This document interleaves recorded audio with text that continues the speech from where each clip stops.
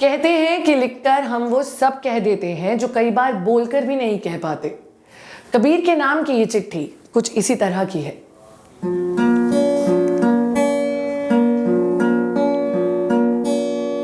Dear Kabir, Delhi की सर्दी के बारे में बहुत सुना था और आज पहली बार एहसास करने का मौका भी मिला।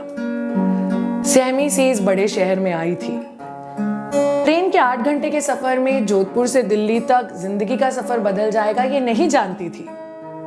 सामने की सीट पर तुम बैठे थे, कुछ नाराज शायद घर से, कुछ उखड़े हुए इस कॉर्पोरेट वर्ल्ड से।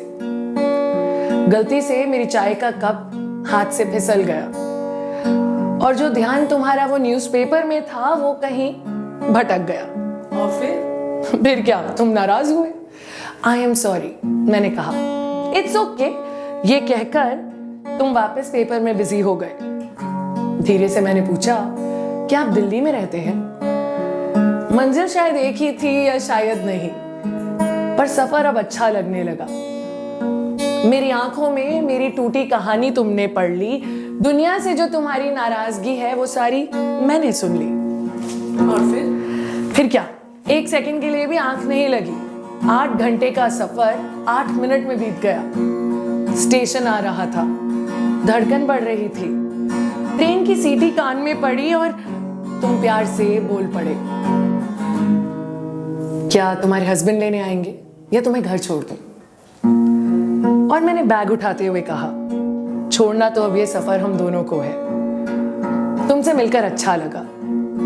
बहुत दिनों के बाद किसी के साथ बिताया समय थोड़ा सच्चा लगा। ना फोन नंबर लिया, ना कोई पता दिया। किस्मत रही तो फिर मिलेंगे ये कहकर तुमने चलना शुरू कर दिया। मुड़ के भी नहीं देखा? नहीं, तुम चलते गए, मैं रुक गई। मुड़कर मत देखना, बस मैं ये सोचती रही। तुम मुड़े भी नहीं, क्योंकि एक सच तुम भी साथ लिए जा रहे थे। कुछ या ना कुछ कहकर भी कुछ पीछे छोड़े जा रहे थे। आज 8 साल के बाद भी वो सफर याद रहा। मैं कहीं, तू कहीं, इस चिट्ठी को कहां भेजूं? मेरे पास तो कोई पता ही नहीं रहा। लव, सान्या।